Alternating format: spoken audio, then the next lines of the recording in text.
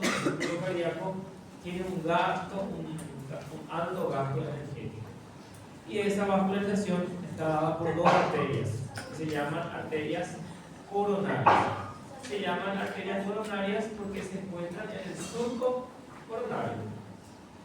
Dos arterias, una arteria coronaria izquierda y una arteria coronaria derecha.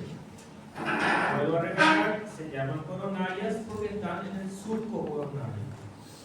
Entonces, la coronaria izquierda nace en el seno de la válvula aórtica, en este caso en el seno de la valva izquierda, y la derecha en el seno de la valva derecha. Lógica, en la posterior no hay vasos.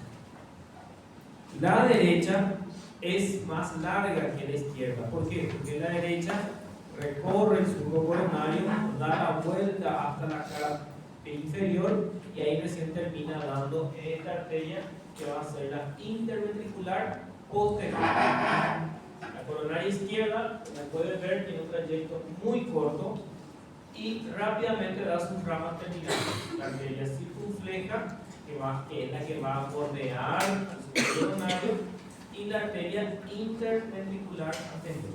Entonces, cada coronaria da una interventricular. La coronaria derecha da la interventricular posterior. La coronaria izquierda da la interventricular anterior, que son las arterias que recorren justamente los surcos interventriculares y van a irrigar todos los ventrículos y el tabique interventricular. ¿En qué momento la sangre llega a la arteria coronaria? Durante la sístole ventricular, cuando se contrae el ventrículo, la sangre es expulsada a la aorta. En ese momento, la válvula de la válvula aórtica cierra, bloquea el paso de la arteria coronaria. ¿Ven cómo no deja pasar sangre aquí? Porque si la sangre está saliendo por aquí, no puede llegar a la arteria coronaria. ¿Por qué? Porque la válvula le bloquea. Cuando se cierra la válvula durante la diástole, las válvulas se cierran y ahí se libera el paso por la arteria coronaria. Conclusión: el corazón se nutre durante la diástole. No lo que ya dije en la clase pasada.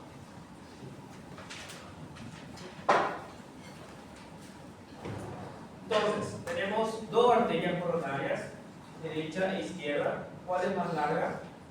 Derecha. Muy bien, la derecha.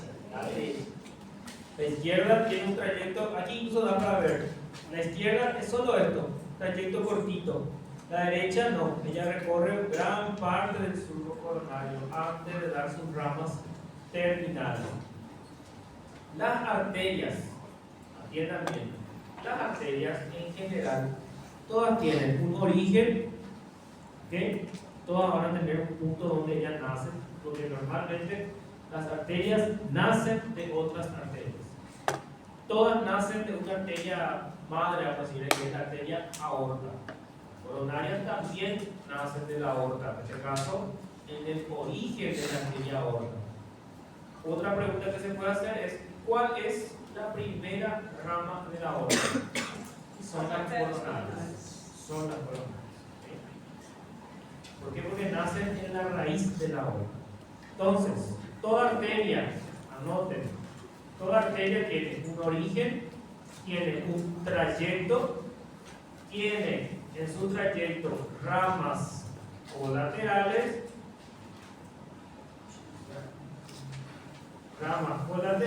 y toda arteria da una rama terminal. ¿Okay? Entonces, hoy terminal, exactamente. Las ramas terminales pueden ser únicas, o sea, una sola rama terminal, o dar varias terminales. La coronaria de izquierda, por ejemplo, se consideran dos ramas terminales. ¿Por qué? Porque ella viene y se divide en dos. Una que es la circunfleja, que está aquí, y otra que es la interventricular anterior. La coronaria derecha se considera que da una sola rama terminal, que es la interventricular posterior. las otras ramas son consideradas ramas colaterales. ¿Qué significa colateral? Que nacen antes de la arteria. Entonces, anoten, cuando van a estudiar cualquier arteria del cuerpo humano, tienen que colocar origen, trayecto, ramas colaterales y ramas terminales, que es la manera en que termina una arteria.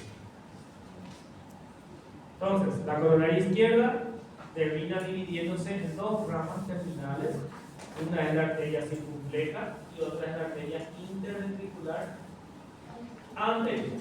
Fácil. Las arterias del corazón son sumamente fáciles porque son dos nada más y son dos arterias grandes, no son arterias muy pequeñas. Bueno, entonces, ¿por qué se llaman arterias coronarias? Porque corren en el surco coronario. La derecha da toda la vuelta al corazón y termina dando la arteria interventricular posterior. La coronaria izquierda, que es más corta, en su trayecto termina rápidamente dando dos ramas terminales. Esta que es la circunfleja, que es la que va a dar vuelta al surco coronario, y luego la interventricular anterior, que corre el surco interventricular anterior. Es como que los nombres son siempre repetidos. Bien, entonces, de la aorta ascendente, que es la primera porción de la aorta, nace la coronaria derecha. Su rama terminal es la arteria interventricular posterior. Antes de ella, todas las ramas son colaterales, todas. La arteria marginal derecha, las ramas del cono arterioso, las ramas auriculoventriculares que van para el nódulo auriculoventricular, todas son colaterales. Son arterias muy pequeñas. Difícilmente en una pieza cadavérica dé para ver las colaterales. Ahora sí da para ver a la interventricular posterior. Usted ya ha terminado su práctica, ¿verdad? Martes y miércoles. Sí, ya vieron todo corazón. Vieron las arterias. Lindo del corazón, porque eso es lo lindo del corazón, que la anatomía práctica es muy correlativa con la teoría.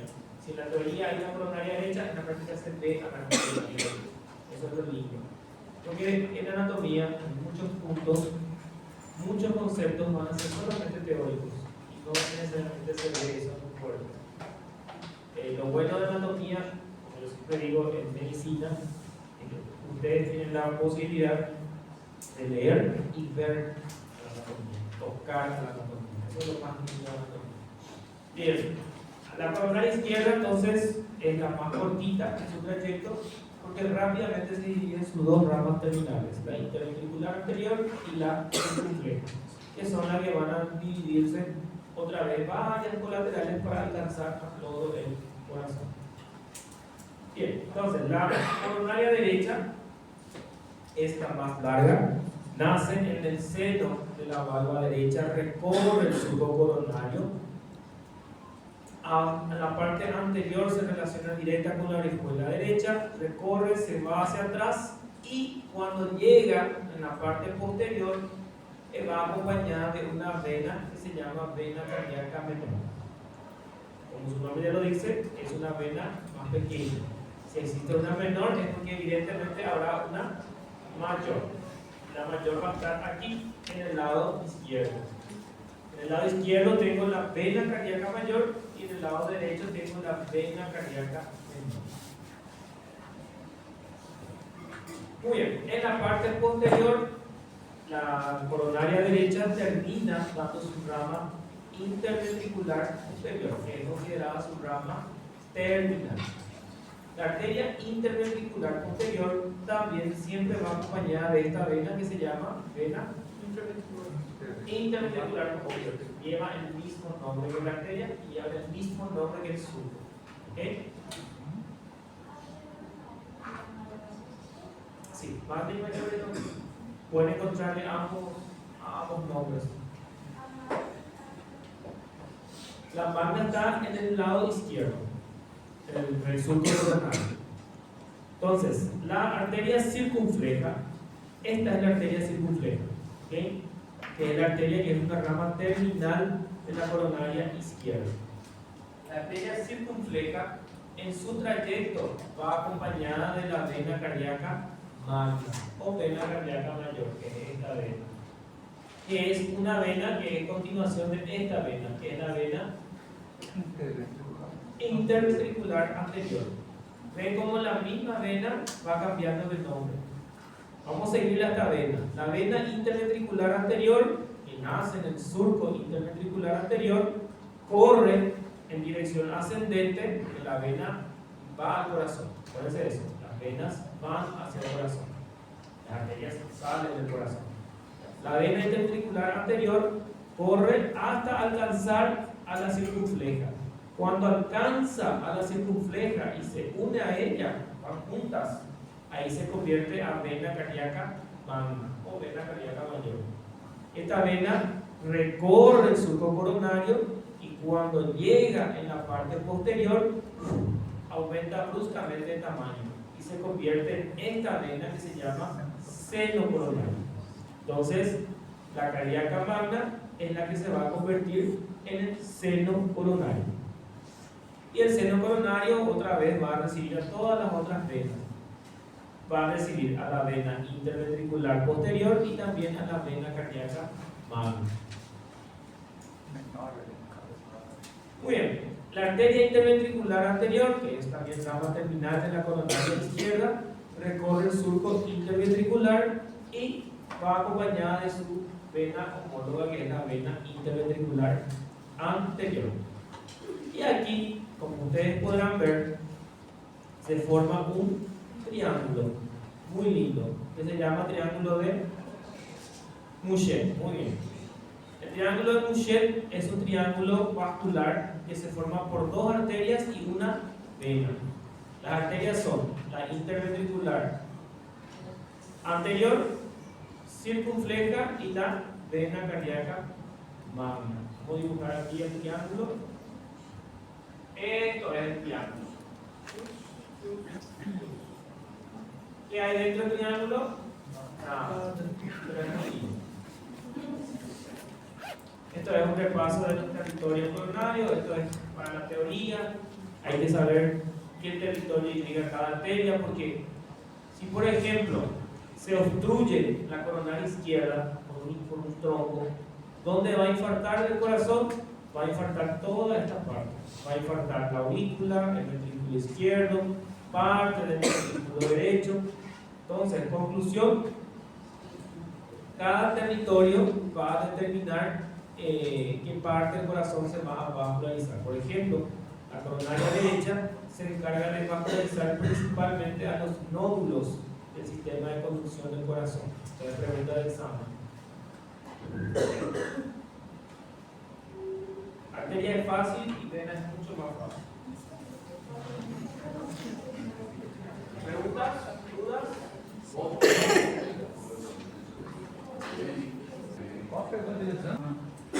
Los dos nódulos, tanto el sinusal como el aurículo ventricular, son vascularizados por la coronaria derecha. Entonces, esa es una posible pregunta.